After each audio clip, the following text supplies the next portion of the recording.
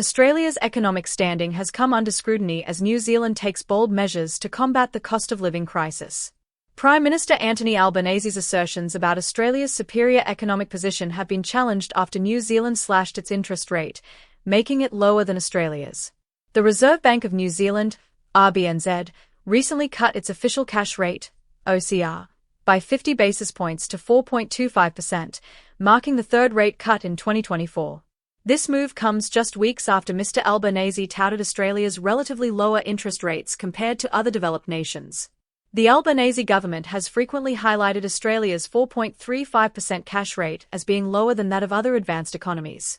However, New Zealand's aggressive monetary policy changes have made this argument less convincing. Unlike Australia, New Zealand boasts a much lower inflation rate, which its central bank emphasised when announcing its latest rate cut. New Zealand's annual consumer price inflation has declined to 2.2%, comfortably within the RBNZ's 1 to 3% target range. This stands in stark contrast to Australia's inflation rate of 2.8% during the same period. The RBNZ has also hinted at further interest rate reductions in 2025, projecting that core inflation will continue to converge toward its target. If economic conditions continue to evolve as projected, the committee expects to be able to lower the OCR further early next year, the RBNZ stated.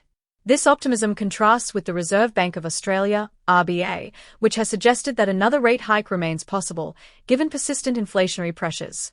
Australia's inflation challenges remain significant, with underlying inflation at 3.5% in October, still above the RBA's target of 2 to 3%.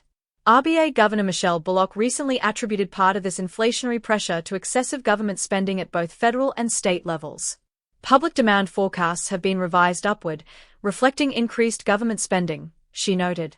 Despite these concerns, Treasurer Jim Chalmers pointed to recent monthly data showing a decline in headline inflation, which rose by just 2.1%. This is another encouraging sign that our policies are helping to bring inflation down, he said. However, he omitted key factors, such as the $300 electricity rebates from the federal government, which significantly reduced power prices by 35.6% over the year. Petrol prices also fell by 11.5%, contributing to the decline. The RBA projects that inflation, measured by the Consumer Price Index, CPI, will climb back to 3.7% by the end of 2025, as temporary measures like the electricity rebates phase out. Meanwhile, New Zealand's proactive monetary policy stands as a stark comparison. Other advanced economies, including Canada, the Eurozone, and the United Kingdom, have also implemented significant rate cuts this year. The Bank of Canada's policy rate currently sits at 3.75%, following 4 rate cuts in 2024. Similarly, the European Central Bank has reduced its marginal lending facility rate to 3.65% after 3 cuts this year. The global picture suggests that Australia is not alone in facing economic headwinds, but its position is becoming increasingly precarious. While New Zealand and other nations take decisive steps to stimulate their economies, Australian borrowers are unlikely to see any relief until mid-2025, as projected by market analysts and financial institutions like Westpac and NAB.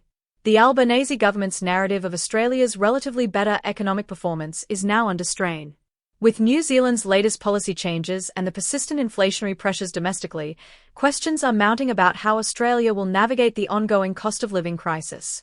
Thank you for tuning into Aussie Pulse, where we bring you comprehensive and reliable news coverage.